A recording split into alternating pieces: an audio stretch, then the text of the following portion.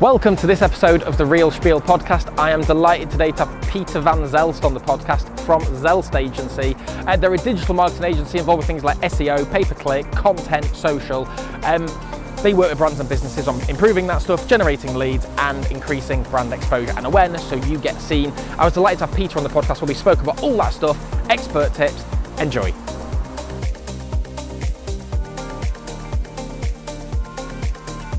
Welcome to the Real Spiel podcast. I am delighted today to be joined by Peter van Zelst from Zelst agency, which you're a digital marketing agency, right? Yeah, yes. Yeah, cool. Okay. So we're going to talk about all things today, SEO, social, content, biddable media. And we're going to go on a walk and talk in lovely Harrogate and give you all the information that you need from Peter. So let's set off. So Peter, what do Zelst do? We do, as you've just mentioned there, Adam, we do SEO, we do content, we do outreach, which is basically building links to our clients' websites. We do pay-per-click or biddable media, which is basically where we are paying for those clicks via search or via basically just links. And we also do social media. Yeah, okay. And tell me about SEO. Like, what is SEO? Well, basically, SEO is making sure that your website or precisely your web pages are found in search, principally Google, but other search engines like Bing, Baidu, Yandex, etc. Okay, and why SEO's been around for years, and you hear a lot in the news about peaks and troughs, and things change, not necessarily, but things get changed all the time. But why would you say businesses need an SEO strategy? Because I think, as you know, Google's become a verb.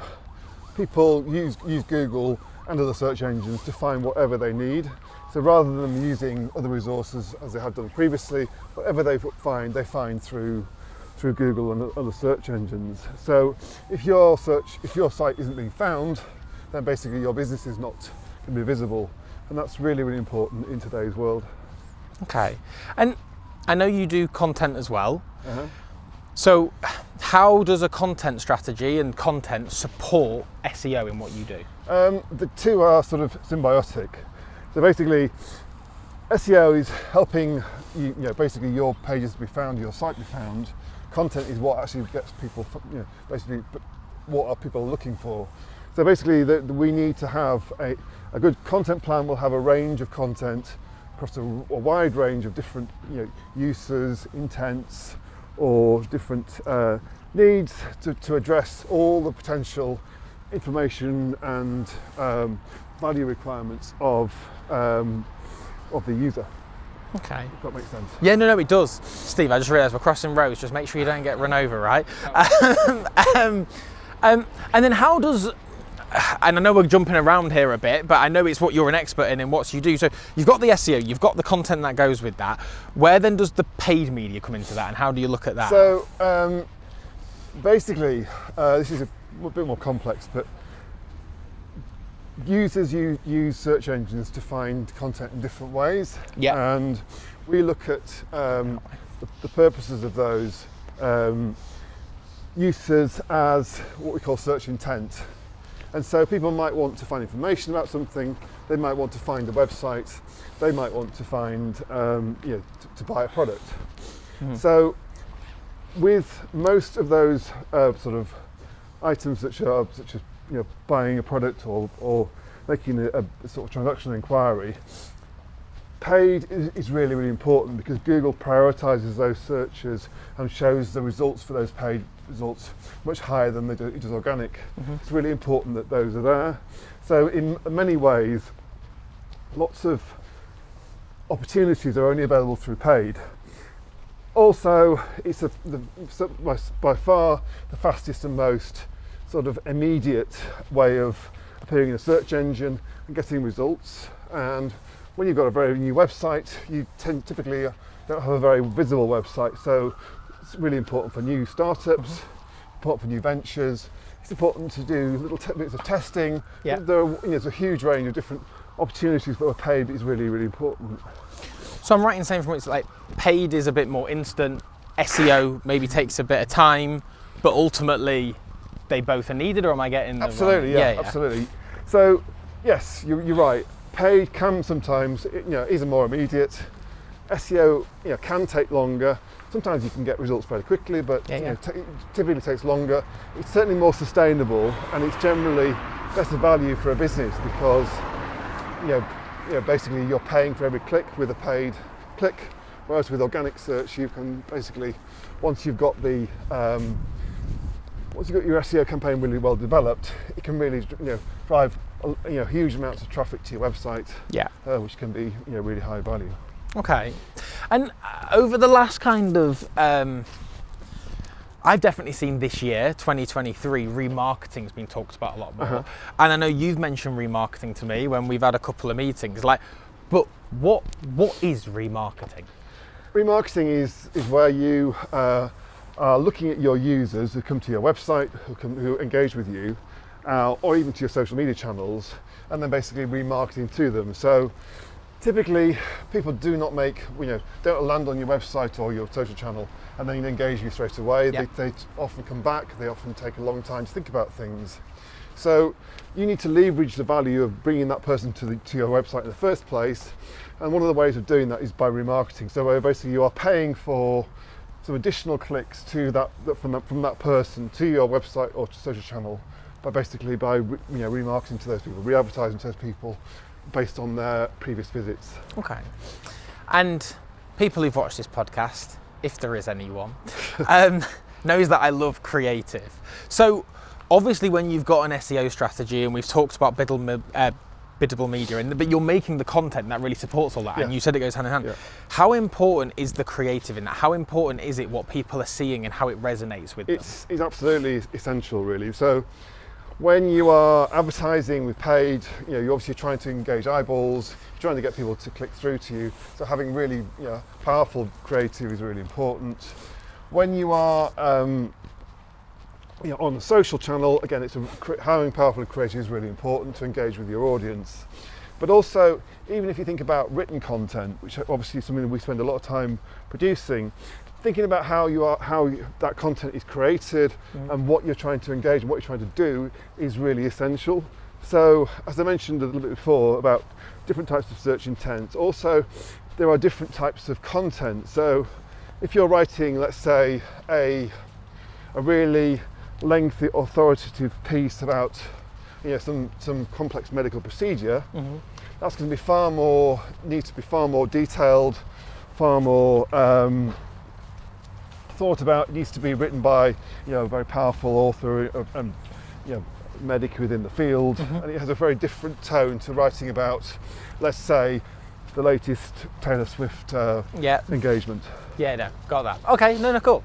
And what kind of things in terms of content are you seeing being really powerful? So we make video, and I'm interested in your thoughts on video and how video fits into all this, but what kind of stuff do you find is quite impactful? Well, video fits in really nicely, Adam, surprisingly. Good. Because hear that. Video is really, really important, and it's something that's been important for a long time. But if you look at the fastest growing social channel at the moment, TikTok, that's all about video. Obviously, Instagram and Facebook are moving more and more towards video. You've got the world's biggest search engine, Google, is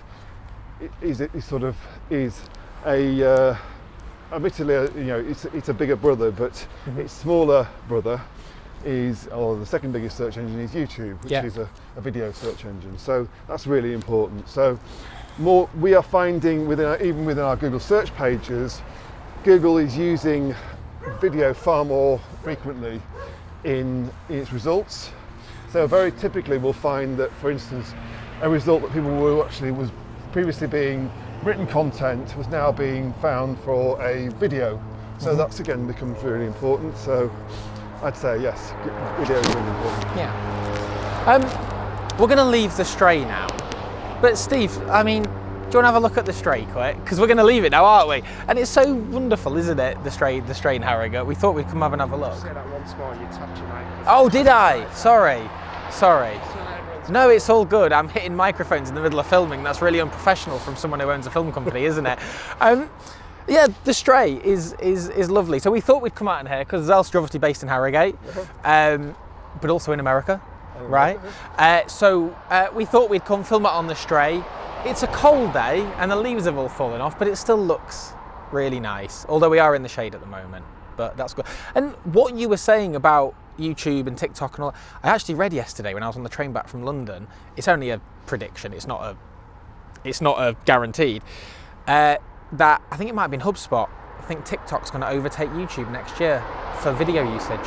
Right. Let's see how true that becomes, but that's a prediction they had for 2024. So let's see.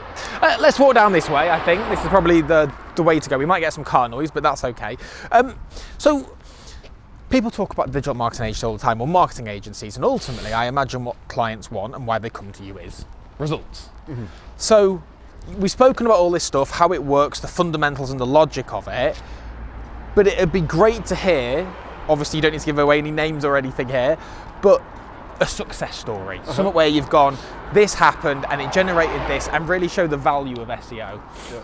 Well, yeah, it's a very good question. You know, our business is all about results, and you know, with what we do, we can and we do spend an awful lot of time reporting our results, so that we know what we're doing is working, what's not working, and so on. So it's a really, you know, we do know, you know, more or less everything that's going on. Mm-hmm. I suppose my favourite success story is with one of our clients who's still one of our best clients and one of my favourite clients. And they came to us probably about 10 years ago, and they couldn't be found in search engines. So they had a really nice website, worked really well for the user. It'd been designed with their web developer and with the owners of the website. And it was designed from a user perspective. But there'd been no real thought to how those pages could be found in search. So whilst it worked for the user, and you know, when the user got to the website, they could transact and they could buy things. They weren't getting anywhere near as many potential customers to the website as they could do. Okay. And they were at that time struggling a little bit. So we basically worked with them over the course of we've been working with them for 10 years. 10 years, but decade. I think really it was about 6 months before we really started to see a big improvement in their search visibility. Mm-hmm.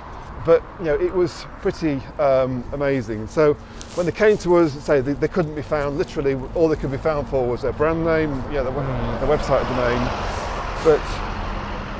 And they had a goal of, you know, being found for all their main terms. Yeah. And you know, we started off with a very carefully crafted policy, and we can go down there back to the office. Oh, let's go this way then. Be a bit quieter. Yeah, we'll go this way. So we started off with a very carefully crafted policy to achieve some quickish wins. Yeah. Based on the fact that if we can achieve quick wins, we can then start to basically develop trust within the website. Yeah. Establish the site within Google, and so within 6 months we start to see some really good improvements. And within sort of a year, they were ranking for all the main terms that they wanted to do. And you know, within 2 years, they were basically beyond their wildest dreams in terms of what they were being found for. Wow! And now they literally dominate their market. So now we have got what we call a search visibility score of around about 50%. Wow! Which means that basically for all their search terms, they're being found for at least half of those in the top results. So yeah, that's a great story though. That it's almost like 6 months started seeing results. Yeah. 1 year going really well. Yeah. Second year, world domination. Yeah. But it kind of shows the value of the long game with SEO, right? Absolutely, and content and going all that and being forefront of minds. And I guess Google and the search engines understanding you and learning you, is that part of it as well with the algorithms? It's about Google understanding your website, your content, and valuing it. That's the key thing. We were fortunate with our client, and we still are fortunate because they are very understanding, and they understand that they need to provide value to their clients. It's not just about sell, because it's all about being a good, responsible website. Yeah. But just going back off tangent there, really, one of the things that we find, and I think I just mentioned to you a bit before the podcast, in the States, there is a very heavy demand or reliance on PPC, which is fast results and quick results, which is great, and we understand that, but it means that everyone's chasing the same clicks, which basically, because Google's an auction and other search engines are the same, it means that the cost of clicks is going up all the time, quite dramatically, which means then it's just pushing more and more pressure on those clicks and the cost of that. So SEO is your way of being able to leverage that and being able to be a little bit more profitable as a business, I think. Yeah, because you win through organic as opposed to Okay.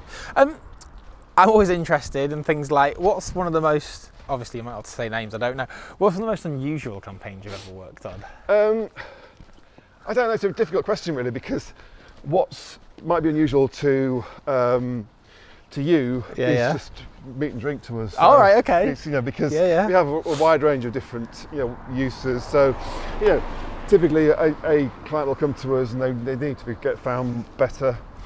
Often it can be the fact that they're not getting found for the terms that they want to do. Sometimes they're getting found for a term they don't want to get found for. Which is again, that's also a challenge.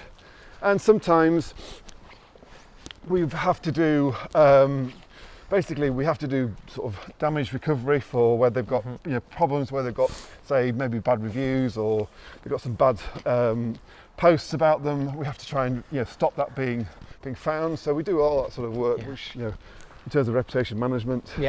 We might have to fix websites with Google penalties. We might have to fix websites where they've got had what's called negative SEO undertaken against them, where rival sites have basically tried to penalise their own Google search presence. So all different things really, and I'd say nothing's unusual. No, it's good to hear. And there might be people on this who are wanting to start a career in SEO, and obviously you've got a team, so might be looking. How did you get into SEO and running a digital marketing agency? I'm interested. Well, I got into it probably like a lot of people get into that, sometimes they by accident. So I started an e-commerce business sort of 25 years ago nearly. And at that time, the internet was very, very new, e-commerce was very new. Google hadn't even been introduced more, or Google was in its infancy at the time. And so to able to promote the website, I had to learn basically SEO. I had to learn about PPC very, very quickly. And that's really how I learnt. And within 5 years, I sold my shares in the business, and found that I was doing a bit of consultancy, and found my talents for digital marketing were in quite high demand, and that's really how I started. So I didn't know that. This is the plants. Yeah. Cool. So okay. That's how I got into it. But it's a thoroughly enjoyable business. So it's grown with me, and I've grown with it. Hopefully. No, amazing. And let's say there's someone out there who was looking to get into it, fresh starter. If you could give them one piece of advice, one thing you would say, this is the mindset or the attitude you need to have to be in this industry, what would you say? I think the key thing that you have to be is inquisitive. You have to learn. You have to be really challenging yourself to learn and to understand it. I think most good SEOs are part private investigators, because they have to work out what's causing problems or what's working well, and basically be able to then basically understand, investigate, diagnose, and then recommend a strategy going forward, and where necessary implement it. That's really what you do. But I think it's so fast changing that for a lot of young people it's a brilliant career to come into, because there's so many things that are happening all the time. It's so it's changing so quickly. It's an industry where you can literally wake up one morning and most of what you know is out of date. It It is something where you have to be on your game all the time.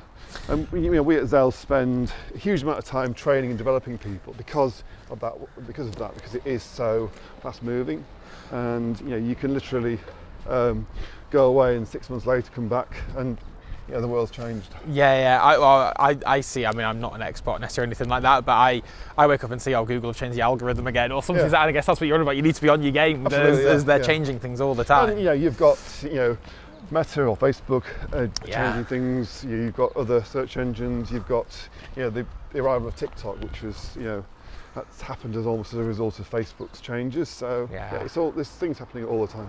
Yeah, you're around this way, right? Yeah, this way.